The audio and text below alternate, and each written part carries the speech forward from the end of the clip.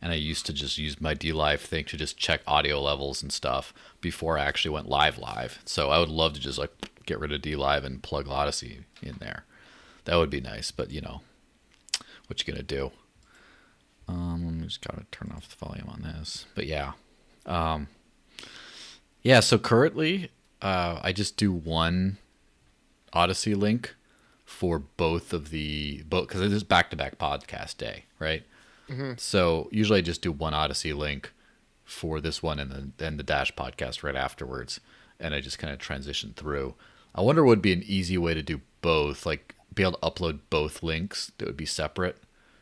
Because when you go live to your stream key or whatever, it goes like what happened if I went live twice? Like I had two different claims, and I just went live. Would it go to both of those? Would it just like stream to both of those files at the same time?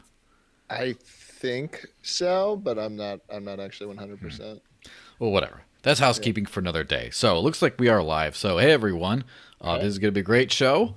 Let me roll the little intro graphic, and we'll get right into it.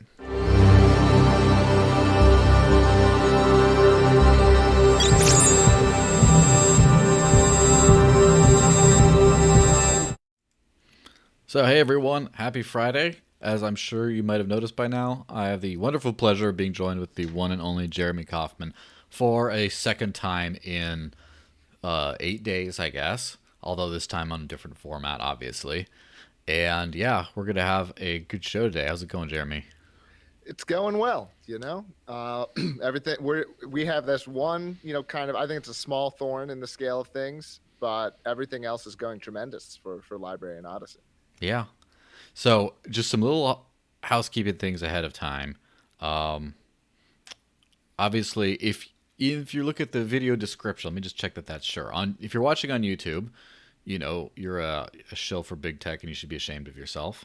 And in the video, but if that's all you're comfortable with, that's fine. I'd rather you not do that than not watch this. Oh, there's one person watching.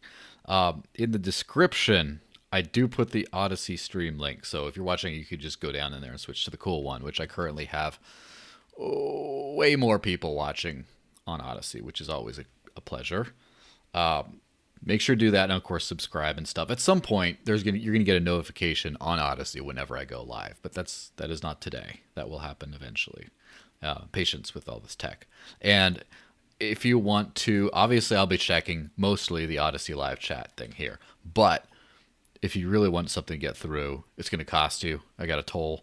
You go to cointr.ee/the desert links, and you can leave a donation with a message, and then it'll pop up, and I'll spring it out on the screen, just like this last one, which this was not during a stream, but someone just gave me $10 worth of Dash to say, goats are like mushrooms. If you shoot a duck, I'm scared of toasters.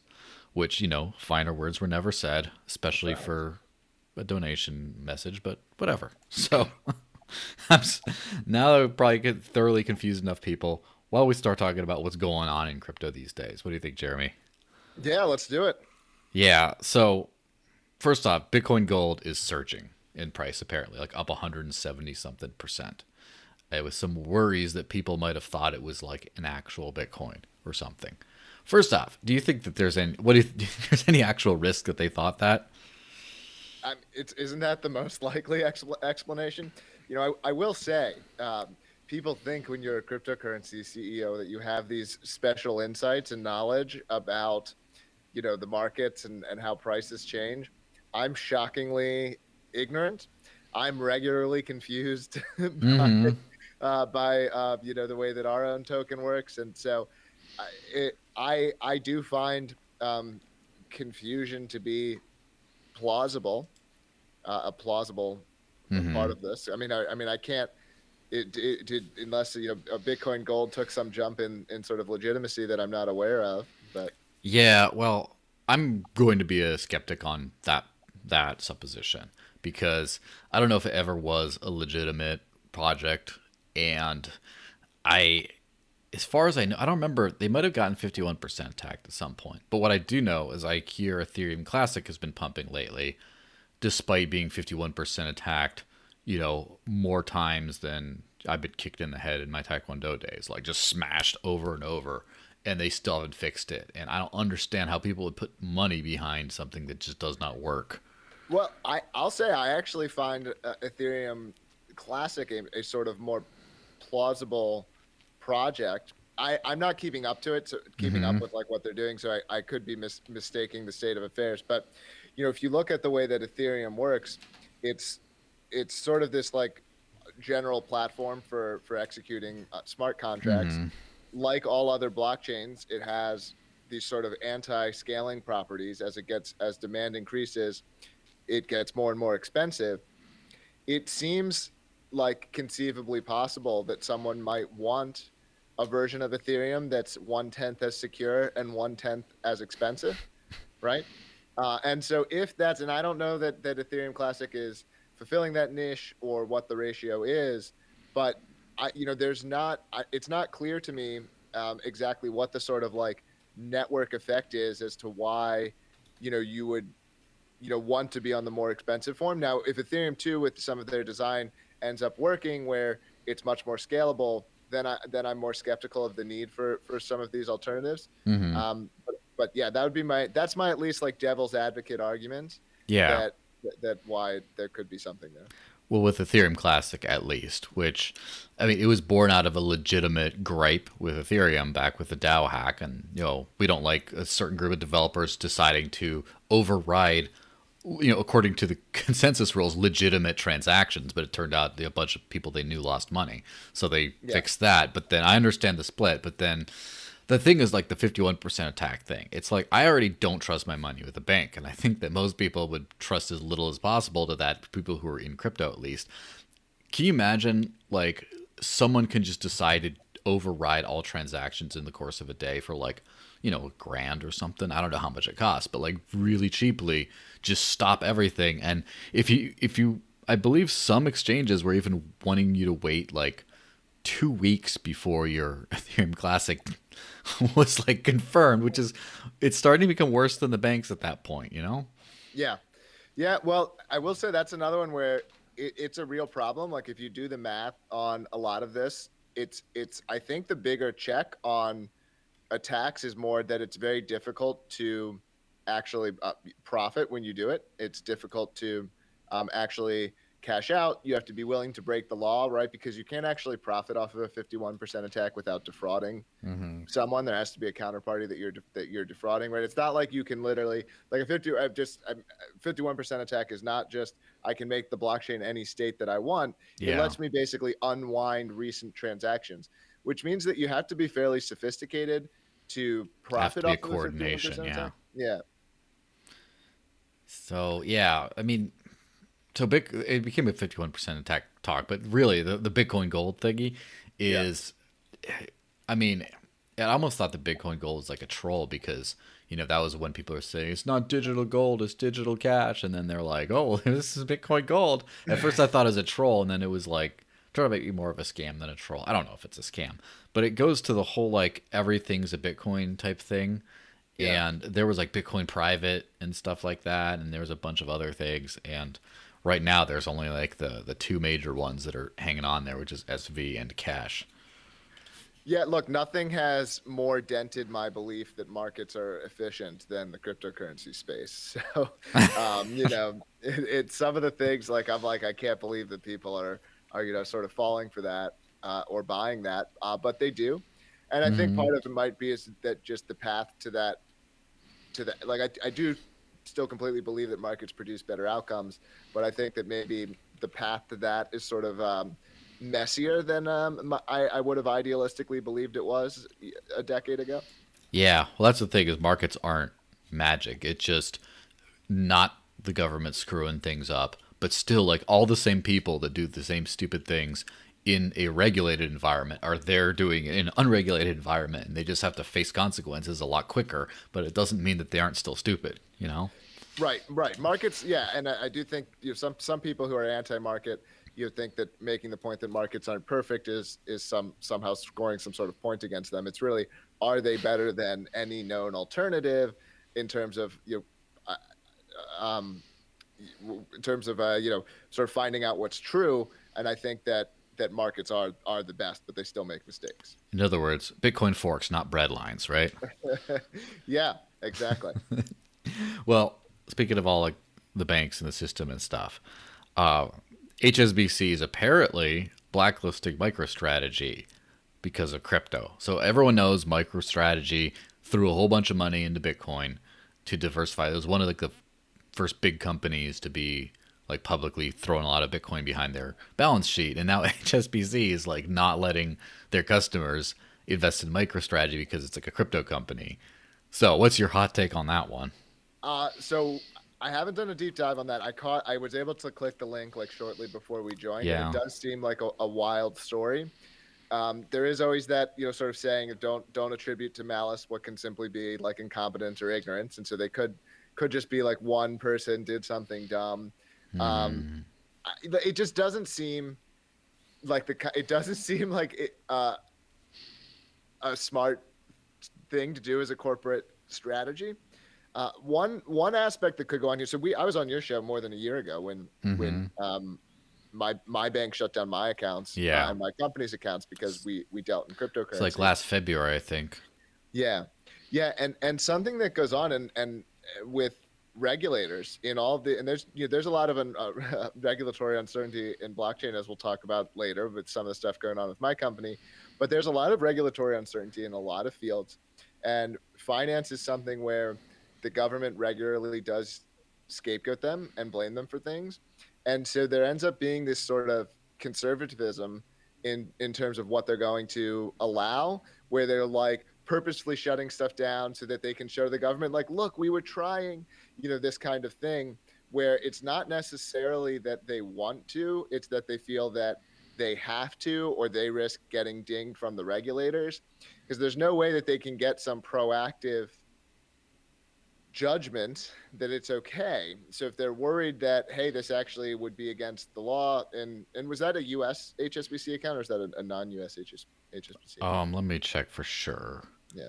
I think it could just be, you know, um, Well, either way, it, it doesn't really matter whether it's the US or not. That sort of fear of that the regulators may get me, and yeah. so therefore I'm going to like do these extra conservative things. Like I would bet that it's that driving it more than they're like, we don't like MicroStrategy because they use Bitcoin. Like that just I am actually skeptical that that would be like the thinking of wherever that decision got made. But it is still funny, the risk aversion kind of thing, uh, because I heard rumor that HSBC was in the past providing banking services to the Sinaloa cartel. Yeah. And it's just like, oh, okay, like, that's not super risky, but just this well-established company that buys some crypto, that's where you draw the line. Okay. Well, but that again gets into the when you have a company that large, the like the executives end up so attenuated from the people like making lower level decisions. So you can also have a situation where the executives create some set of incentives that they think is going to create the outcomes that they desire, but then at some other management layer, like they're responding to the incentives by doing things that ultimately get the company in trouble. And I'm not saying I don't know enough. I do remember they got in trouble in Mexico in the past, but I don't recall the details. But it's just that's another dynamic of corporations. I'll say that and my company is not nearly the size of any of these, but even at a smaller company, like I think sometimes people overestimate how much, you know, control you actually have, over things. And when you're talking Mm-hmm. about companies that are really, really large, like you can't like issue some order and like everyone does it. Actually, it's actually like really hard, like Mm-hmm. to make those kinds of things happen. And so you can try to set some sort of incentives, and then they end up getting distorted or responded to in a weird or bad way. So I don't know. Yeah, we'll see if that sticks also. Like, we'll see if it starts to expand to other companies. There's this certain, and I think it extends to the government as well, where like the government and the banking system have this like they can't decide if they completely hate crypto or if they're gonna like start getting involved in it. Yeah. It's just like for a while it was like it was too small and they were too ignorant, they're too boomer to really even give it the time of day. And then now it's like, oh, danger, but kind of we Yeah. own want some, and then they can't. There's gonna be a lot of weird stuff going on, I think, in the future. I mean, I do think we're going to face a sort of coming war on crypto.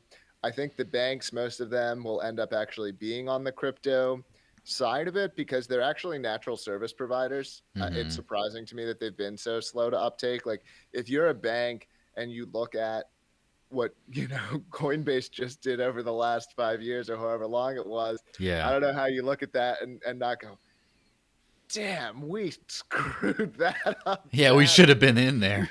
Yeah. So I think we'll see more. There's no reason, there's actually no real reason for banks to be an individual bank. So there's reasons for, if like banks could act in a concerted fashion, there could Mm-hmm. be a reason for banks to sort of crack down on crypto. But every individual bank has that sort of incentive to defect from any kind of like cartel, or if they could even do that. So, Mm-hmm. so because they're natural financial service providers, they have a lot of sort of expertise and knowledge that's related. It obviously doesn't transition 100%, but they're like way closer than a lot of other industries in this new field. So I think we'll actually see more and more banks choose to get involved. Well, yeah, like PayPal isn't exactly a bank, but PayPal's jumping in there, and Yeah. Yeah. you know, PayPal's a great example of a company that started something in a field where there was a ton of regulatory uncertainty and, arguably broke a number of laws before they got large enough, and then they sort of like fixed things up. And the government, well, it was unclear. Basically, like, is PayPal a bank? Were they subject to some of these laws? It ended up being resolved in the fact that, like, yes, they were, and they had to do some things differently than they did when they were mm-hmm. beginning. But there was a bunch of uncertainty when it started. Now government, on the other hand, I think government is or at least ought to be sort of more threatened by blockchain and cryptocurrency because it risks them losing more control over sort of money supply and currencies in general, and just the population in general. But again, here, the government isn't a coherent entity. And Mm-hmm. like, so if people continue to adopt crypto the way that they are, like, local politicians are still face an incentive to support cryptocurrency, even at the expense of the state. Yeah, there's a that the government isn't a coherent entity is an important thing to remember for people who don't actually work in government or things like that, because you have different entities doing different things, you have different people saying different things. There's all kinds of crazy stuff, which I'm sure we saw with the what was it, the FinCEN was going to have these crazy rules to crack down on pretty much a lot of very legit crypto activity, and then they sort of shuttered those real quick after the administration changed. And then there's like the SEC, of course, which we'll get to in a bit, has been just attacking very randomly, and I would say sparsely, to be honest. Like, there's a lot of people they haven't gone after, and it just, the people they have gone after have been like a little bit of a head scratch, except for Ripple. That's not that much of a head scratch, but like everyone else is like, oh, okay, oh, Yeah, well, I mean, I even in the case of Ripple, I mean, I I suppose there's part of me that can understand it, but there's no. I Is anyone in Ripple, alleging to be a victim? Was Ripple, to what extent was Ripple, defrauding or lying about what they were doing? I'm very, for the sort of like free. If you want to buy Ripple, buy Ripple. I wouldn't. mm-hmm. It's not something I'm buying, but I would like people to be free to trade Ripple. Yeah. Now, in the case of Ripple specifically, a lot of like OG people don't like it because it's been big. It's been there since a long time. It's been one of the bigger players, and it's been one of the least like cypherpunk, whatever you want to call it. Yeah. And I like my perspective on the Ripple SEC case, which by the way, that's on the list here too. Might as well hit that.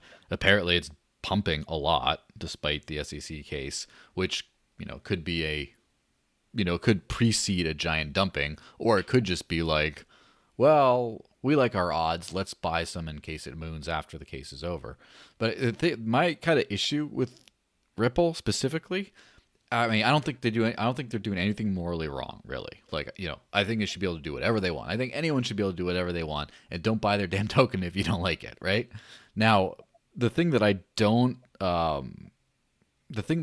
really like about it is I think that they seem to have done a little bit of misrepresentation in my view, where they're just saying, well, we're a company, a payment network, whatever.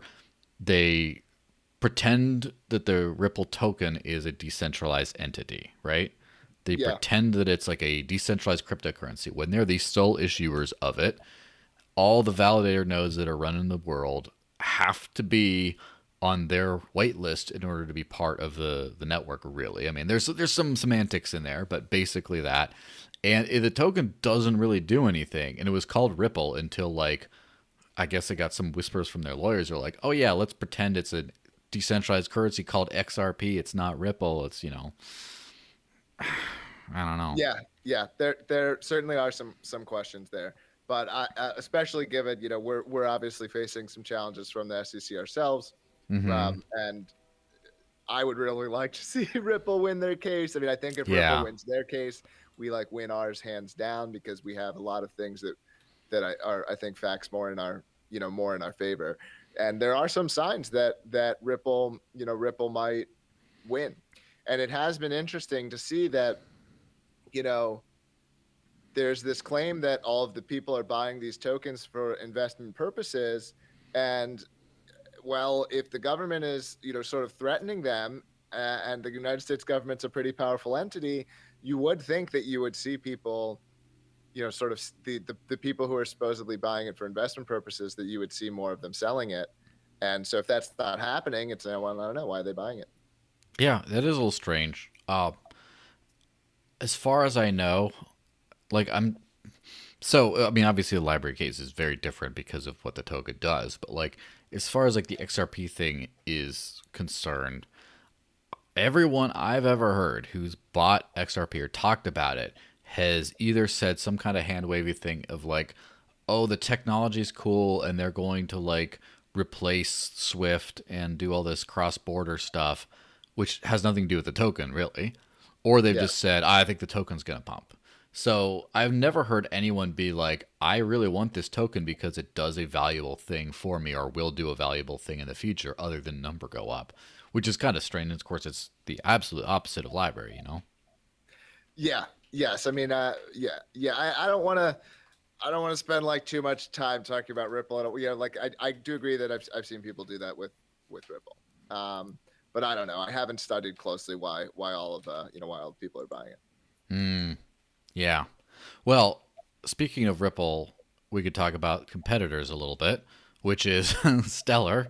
Stellar, I have not looked too extensively into Stellar, except it seems to be kind of a Ripple clone that might have some slightly less centralized parts to it, founded by a founding member of Ripple or whatever. But apparently, this goes back to the whole like overhyped in crypto thing. It's been down. It was down for like a whole day, and like no one did anything about it, which is very strange. Yeah. Is something up with the stream there? Or The Odysee stream seems to have run into issues. I mean, the YouTube stream's going right now. Maybe I have to re. people are Good buying thing it's a separate. Yeah. It's still Well, it's working right now for me at it? Okay. least. Okay. So All right. Well, the um this is another one that I didn't look into that closely. I mean, my hmm impression of Stellar was that they've generally been trying to do things the right way. Like they feel hmm like sort of like that more like, hmm open source hacker kind of ethos was the impression that I got from them. But these are loose impressions. These are not strongly held. I'm not, I'm really focusing much more on my own work and even what I regard as our direct competitors, which are not cryptocurrency companies, but instead big tech. So I'm not someone who's paying attention all the time to all the things going on, but I do agree that the it's strange to me, and it ties back to my comment earlier about the markets don't seem that efficient. Like there's these projects that get a lot of attention, and I'm not necessarily putting Stellar in this bucket, but there are a lot of projects that get a lot of attention. I'm like, when I look at them, I'm like, doesn't really seem like there's anything there, you know. Um, and like there's a number, the ones that I actually put a lot in this space is all these ones, not Ethereum, but a lot of these ones that purport to be quote like D-app ecosystems. hmm Like, where are the actual apps that anyone is using? It feels like so many people seem to have this weird expectation where it's like, oh, we're going to build like app infrastructure, and then people will like magically do all of the product development and business development and sales and marketing to build a billion-person company or product on top of our app ecosystem, and like that's just going to like happen, or it's going to happen via like hackathons or prize pools. And I'm so skeptical of this. Hey, And whenever leave Cardano out of this. yeah, they might be on that list, and you pick them up and you look at them, and it's like EOS, spent twice the amount of money that my company has ever on just The domain. voice.com, and it's like, that's crazy, but no one uses this. Like, what is anyone using on this? Yeah. So I don't really get it. And I also don't predict that it plays out this way, and so I would look much more, if I were evaluating these, like what I always go to is like, well, what exists here that people are actually using? It doesn't matter how brilliant your tech is. It's actually easier to improve the tech than it is to achieve the growth. And this is something we've seen play out throughout history, where like it's more often that the market, the sort of product that gets market share is able to improve their tech if it's actually worse, than the best tech wins without the marketing and the development and all the growth related activities. Yeah. Now, to a certain extent, I mean, I remember in the early days, I was more of a protocol maximalist because I was like, who cares if it's built on this? And there's some kind of a thing, because lest we forget, everything awesome was built on Bitcoin at some point. Yeah. And then everything, like 85% of the awesome things just died because it just didn't work on Bitcoin anymore. Like all the micro tipping things, it's kind of sad almost to see all. And this is where I go start sounding like Roger Ver with like, Bitcoin used to work this way and the fees got high, and like that. It starts sounding like him pretty soon. But it's true. And then, like, was it Counterparty was like a token asset layer thing on top of Bitcoin, and that's kind of gone. And like, there's all this stuff that people just built their life's work on top of. And then when I see people building on, for example, Bitcoin SV, but also to a certain extent Bitcoin Cash, what are kind of shoehorned products on top of this thing, I'm like, this isn't, I don't know if this is going to work out long term. And also, I do kind of have a little bit like a 30% feeling of that about Ethereum. Now, 70% of me is like, Ethereum's going to win. It's going to win in some way. It's going to be there at the end of the race. It's going to do well for many years to come. And at the same time, it's been like 4+ years with like horrendous scaling problems. And just because I haven't seen it scale yet means I can't 100% trust. Everyone can say, oh yeah, 18 months, 18 months, it's all going to be good. So yeah, I'm probably at a similar place than that to where you are. I mean, so I agree with all the points that you made.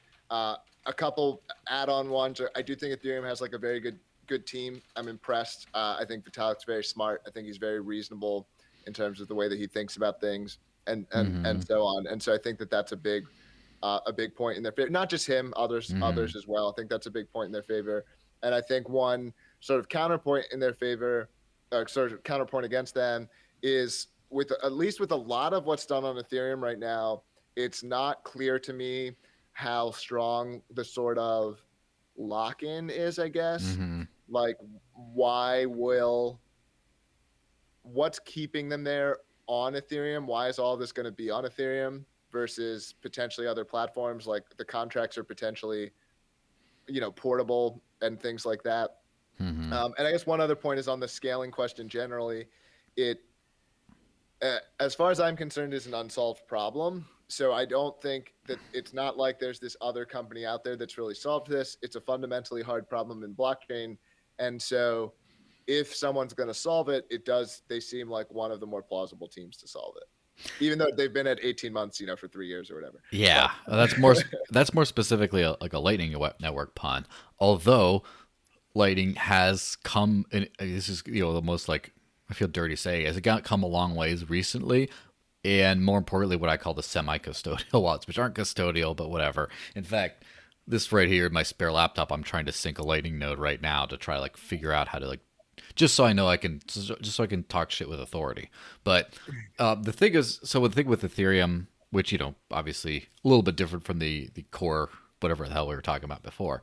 But the funny thing about Ethereum is, I think first off, you're talking about, the build it and they will come thing.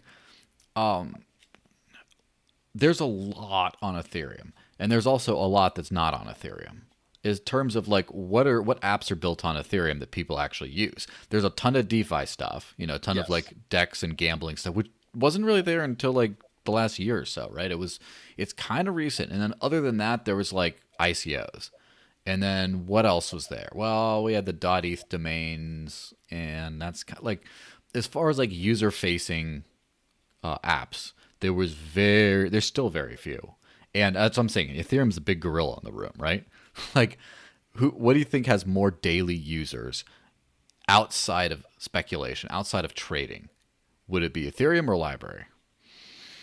I mean, I think it's probably library. I mean, I think library Yeah. is like secretly, or maybe getting less and less secretly, like one of the most used projects out there, and that's why Mm-hmm. I am frequently confused in terms of some of the like press attention and just attention generally, where like there's all of these people focusing like this thing is going to be the future, and it's like, well, but it's happening over here, like it's happening right now.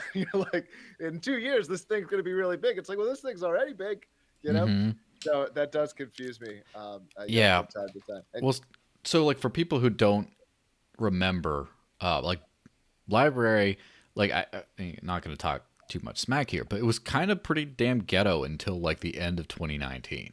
Like as yeah, far as because I remember obviously way back in 2015, 2016, like I wrote some blog post stuff for library, under the contracting thing. And I was like, oh, this sounds really cool. I started to understand how the claim tree works and all this other stuff. And then I was like, a year later, I'm like, I'm going to download the client. I'm just like, oh, what is this? This is, and I didn't pay attention. And in the meantime, a bunch of people like BitChute were taking like don't want to talk too much smack about BitChute. However, but I'm going to talk smack.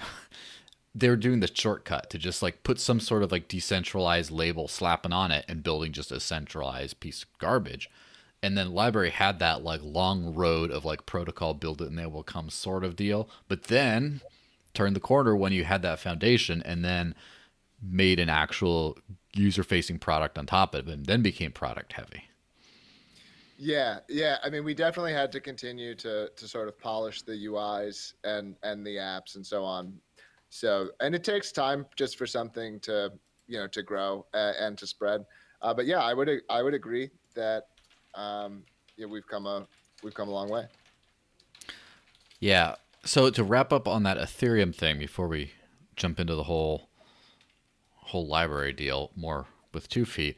So the two things that make me skeptical about Ethereum, which again I still think they built too much cool stuff on it. There's too many smart people.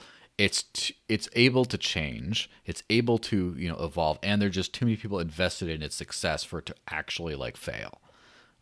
That being said, the things that make me skeptical are first, just how long the scaling problem has been there and has been unaddressed. I know they've been talk about sharding, they're moving to ETH 2.0, doing a bunch of other stuff, but just when you start hearing the arguments against raising the gas limit, that they're like, oh well, if we raise the gas limit, then it'll be harder for people to run a node, and like, historical, what do they call them? Like archive nodes will become more expensive. Like some like legit concerns, but still not as legit as holy shit, $50 fees. Yeah, That kind of gets me thinking like, oh, I don't know if it's ever going to be there, or if they're going to just be in this like we're the only thing in town until something like Binance Smart Chain takes over. And there's that, and then the other thing is just the basic structure of it, where you have like computations and then like quick like data actions, and you have financial transactions all crammed in the same chain, and the same chain that you have to make pruding decisions and other things like that all under the same thing. Like, why can't you just have a financial chain that just does the money part of it and all the computations are on like a side chain or something? And so basically, yeah, I don't know. I think it's probably gonna be fine, but I have some reservations. yeah. That's again, I think that's pretty much where I'm at. I would still like if I'm thumbs upping or thumbs downing, I'm going thumbs up. I would bet on Yeah. them. Not as this sort of like Ethereum rules the world, but for a lot of what it's good at, like sort of arbitrary smart contracts, um, DeFi. Honestly, I don't even understand most of DeFi. I've started, trying to get up to speed, and it feels, it feels a little bit fake to me. Like people are kind Mm-hmm. of getting tricked by some of this. Like I forget how the saying goes exactly, but like it's like a Taleb thing where like the risk is always somewhere, and so like they've Mm-hmm. probably got all of the risk like shoved into some sort of like fat tail somewhere, that and you're not, people aren't necessarily realizing that that risk is still there, because I think that there's not free lunches are not usually real. Yeah, that's for sure. It's been very entertaining to see the growth of Ethereum maximalists, though, because Yeah, it's like I yeah. thought that that was just like a Bitcoin thing, and I thought the Ethereums were like Ethereum took all like the shitcoin heat for the rest of the group, but then now there's people that are like, it's not just sound money, it's ultrasound money, and Yeah, like yeah, it's yeah. like, oh god. I wish there was less. I actually wish there was less Hmm. of the factionalization. I wish there was less of, honestly, even the financialization. I know that's an unpopular opinion, probably because so many people like, oh, I got so Hmm. rich off of crypto, but like I'm much more into crypto and blockchain for the sort of like empowerment angle, Of course. in the sense that, yeah, like I just think there's so many messed up things about big tech and also the financial rails online. And like I see cryptocurrency as this way to like empower people to take back more control over their lives, and for businesses to take back more control, from the small number of companies and a small number of elites. And so I like it much more for that than, but of course, you've got people like 10xing their money, and that's all that they are going to care about, and it's tough to get them to care about the empowerment compared to that. Yeah, which I guess takes the whole full circle thing to library, Yeah, which that's a very money related thing. Of course, if you haven't seen my interview with Jeremy recently, or I'm sure you've done other ones on other channels, but I like mine, so I'm going to talk about mine. Last Thursday, I put up an interview about the whole SEC situation, so that's a little bit more complete. But so first off, we're talking about do we have any idea what the SEC is trying to get as their final, like what are they trying to get out of this entire thing? What does victory look like for them? it would look like us paying a large financial fine. We'd have to offer restitution to people who bought the token in the past, because Hmm. they were buying a security, and we didn't. I don't even know what it would be that we didn't disclose. We probably did literally disclose it because we're very open, but we didn't disclose it, through the proper forms. Mm-hmm. So obviously people were, going on to whatever website, and they couldn't find that, the SEC website, and they couldn't find that information, and then they bought the token, and so now, so we'd have to pay them, or at least offer to pay them money. Yeah. I think, and so there's that, and then the bigger problem is that I believe that and this is because this is really the centrality of our dispute, is that they want the token to be a security moving forward, which has been the one thing, like we've been willing to give them money. We just need some rules as to how we can get, the sort of same treatment. And even if that rule is you have to destroy the company, like we're like, tell us anything as to how the token can be treated the same way as Bitcoin and Ethereum. Although potentially, certainly, and a lot of people are now saying that this case is part of them trying to walk back the Bitcoin and Ethereum, because if they can prove that library is a security, there's very little stopping them from saying that Ethereum and Bitcoin are securities too. Yeah, that's for sure. Uh, so basically, they want money and they want to classify as security moving forward, and you get restitution for people who bought it before if they so wanted it. Yes. That's Yeah. And we're willing to do the restitution. Like, I don't think we did anything wrong, but we're willing to do that, if only for pragmatic reasons. mm-hmm. But we want a path to the token not being a security in the future. And that's where there's been basically no compromise from the SEC.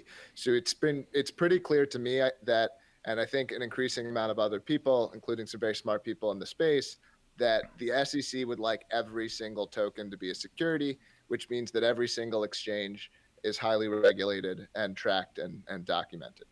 Yeah. Um, So you can't give $5 to your friend anymore because you didn't do the right paperwork. that's pretty nonsense. That like for me, like a restitution of that whole thing might be you pay a fine, and then you burn all the pre-mined tokens that are left. And then, I mean, obviously, this is all nonsense. I don't think that any of it's a Yeah. problem. But I mean, that would. So basically, I'm sure. So is this lawsuit to try to establish that it is a security, or is it that they've already established that it's a security, and they're just trying to haggle over damages? No, there's no establishment. They can't rule that something is a security by fiat. Mm-hmm. So there's been no actual declaration that this is a security. They can't rule that something is a security. Mm-hmm. So they're alleging that it's a security, and then the courts will have to decide whether it is one or not. Yeah. Well, and is it just like a black and white conclusion kind of a thing? Like, oh, it's not a security, you don't owe any money, it's everything's fine, or it is, and then all the things you described, or is there like a middle ground that it could shake out to? So there's potentially the middle ground would be this sort of morphing that they've Mm-hmm. acknowledged can happen, but not in any formal way. And this is something also that I've seen people get wrong. Mm-hmm. There's no formal declaration by the SEC that Bitcoin and Ethereum are not securities. Like there's nothing that they can't revoke or change. Those were statements made by an official in a non-binding capacity. Um, but to the middle ground, which is honestly something we'd be happy to take, is we have some kind of settlement, but the library token either has morphed into not a security, or should the company take actions X or Y, then Mm-hmm. it would including destroying the company. Yeah, Mm-hmm. then it's no longer a prima. So, Sorry, it's no longer a security. so let's just say like there's a lot of people, especially on library. Like, is it we talk about user bases and stuff. Library is probably not only one of the heaviest percentage of actual like users of crypto versus like hodlers and speculators, and among that, you probably not even, and also among them, even a high percentage of people who just don't know what crypto is and just kind of intuitively use this. So there's a lot of people that are just seeing this lawsuit and saying, I don't know what that means, but I'm scared. I'm uploading all my stuff to Library, Odysee, all that kind of stuff, and I'm telling people to use the platform, and now I'm scared that like that's gonna go away. Like, Yeah, is what's yeah. good? Like, so they're No they're chance. they're No, zero chance. There's zero probability that this happens. Like the SEC, the worst outcome is the SEC takes all of our money, mm-hmm, takes all of our token, and the token is harder to trade in the US. mm-hmm, But we would pick up the work immediately under a different company, and we have sort of funding on standby, and mm-hmm, that's not a problem for the project to continue. And because of the design of the technology, that we don't own everyone's channel, we don't own everyone's content. It can't be switched off in the same way that YouTube just shuts down, right? mm-hmm. So that literally cannot happen. I will say, if people are like especially paranoid about this, I would encourage you to download the desktop client, and make sure you have a local copy of your wallet, so that Mm-hmm. that you have a personal copy of it. But there's like a zero probability that the library network goes away. There's just a possibility that they cost the company that developed the technology, well, they already have cost the company that developed the technology a lot of time and money, and they could cost us even more. And if they make it a security in the US, that's going to happen to all the tokens. So there is a possibility that the SEC makes it harder to move the tokens in the US, and we would have to do something like do a bunch of US users would have to do a bunch of paperwork, or wouldn't be able to Yeah. earn tokens the same way that international users could. Yeah. So basically, it would be, let's just say the Odyssey experience is the same for everyone, but if you're in the US, it just says, no, you're in the US, you can't receive rewards, or you have to fill this paperwork and KYC to get the rewards or some shit like that. That's kind of what it's Exactly. at. Yeah. Yeah, which sucks. I mean, the weird thing about Odyssey, and I don't know if I'm sure you've noticed this. I saw it seems like a significant traffic source is France of all places. First, do you know what's up with that? Yeah, we are very popular in France, and there's a lot of I think there's a lot of people in France that have had a problem with YouTube, and probably because some of the other alternatives aren't set up as well for international usage. Hmm. They've chose to adopt Odysee over alternatives.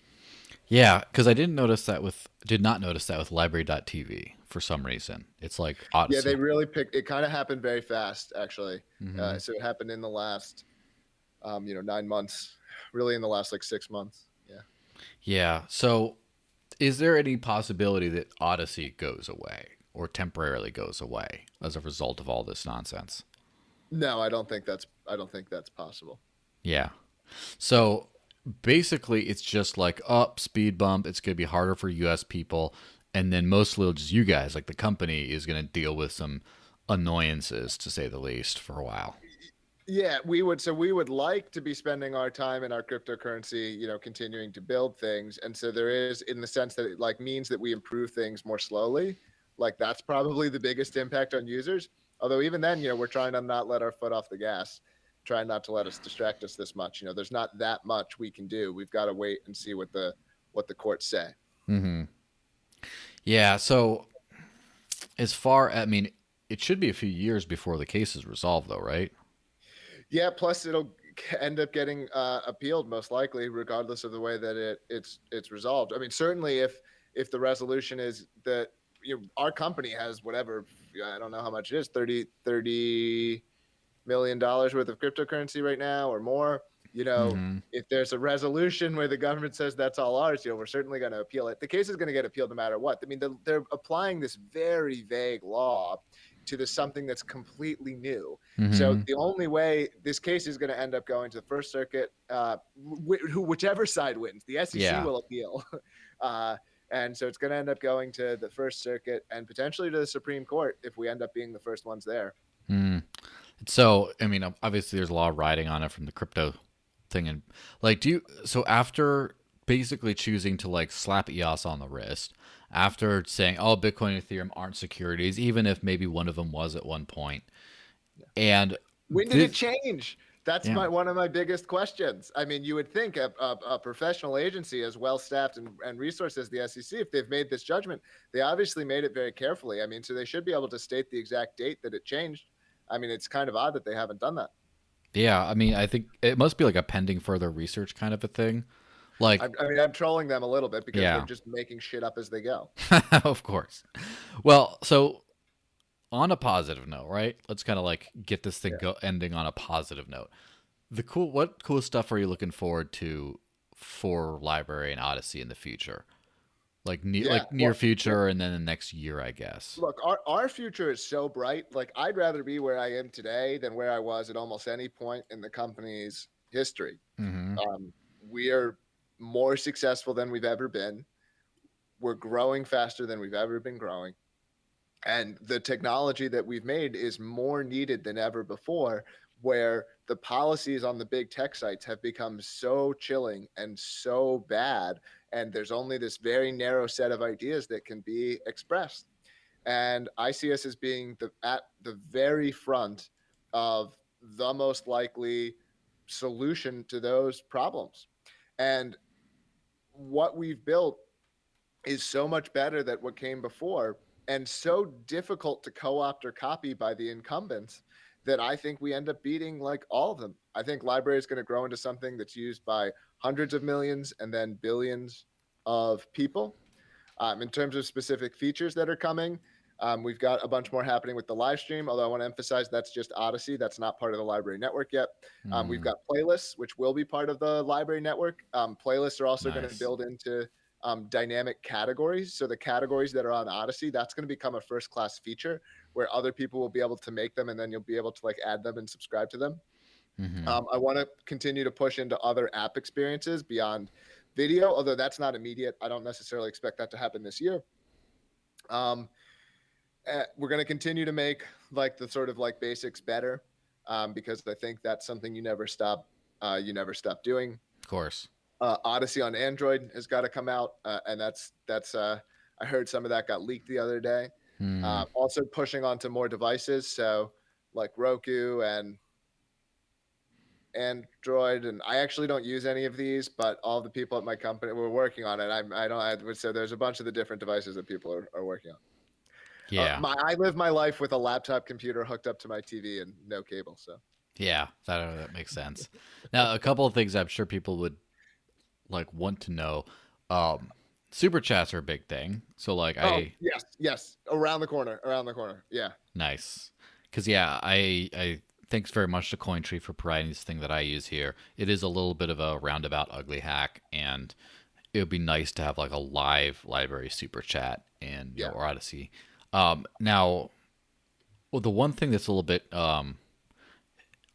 live streaming, is there a way to do it in a completely decentralized way? Because like right now the video reference bit can seemingly be decentralized, right? Because that goes on the library blockchain, all that kind of stuff. But and the final video file can of course be the same thing, but the actual stream in between, the infrastructure that's keeping it up and streaming, is that Yes, like conceptually is that possible? it's conceptually possible. It's very challenging. Mm-hmm. The company who's actually probably doing this the best is not us. It's a company called LivePeer. So kudos to them for leading the way here. We may attempt to illegally borrow their work at some point. Mm-hmm. Or work with them. I don't know. But the sort of big problem is deterministic transcoding. Mm-hmm. So in a peer-to-peer network, Mm-hmm. every computer can have a slightly different architecture. So two different computers transcoding the same file don't necessarily produce byte identical output. So Yeah. like they can be slightly different files essentially. Mm-hmm. And so if you want to have streaming over a peer-to-peer network, this ends up being a pretty challenging technical problem, it turns out. Yeah. Well, I mean that makes sense to me. Now, the couple things.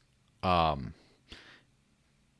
I remember there was a post about advertising a while ago, Yeah. and about like being able to pay to skip an ad or something like that. That whole thing, I think, would really supercharge the library token Yeah, economy. that's coming. Yeah, that's coming too. There's been work on that as well. I should have mentioned that. We're doing so many things. I can't mention all of Hey, them. Yeah, but yeah, advertising will be much improved before the end of the year. By the way, I'm just about out of time. yeah. Well, that sounds good. We're just about wrapping up. Some people are complaining about the quality of the stream. It might be a bandwidth issue here and not an actual Odyssey thing. So I'll let you know to make sure you don't like yell at people for nothing. But yeah, thanks so much for joining. Some people are already asking to have you back on at some point, so that'll be fun. Uh, For sure. And my management style is more shame based than yelling. Just so everyone's aware. Yeah. she's like, I got so many complaints. Yeah, it would just suck to be Yeah. like, It's like the Jewish mom style of yeah, the like Jewish you mom should of be crypto. embarrassed by that. It's not. Yeah, I'm what not would gonna. your father say? It's very much. What would you, yeah, I'm sure there's gonna be plenty of that. So thanks so much for coming on. Always like, comment, share, subscribe, all that good stuff. Uh, yeah, and then if there was any issues with the stream, I'll make sure to have a hopefully better copy up in probably I'll share tomorrow morning. So if you're watching that and you didn't remember, of course, if the stream's so bad you might not even hear me talking, in which case I'm talking to nobody. But thanks so much, Jeremy, for joining, and yeah, we'll have you on in the future. Hope you have a good weekend. Thanks. It was great. Same to you.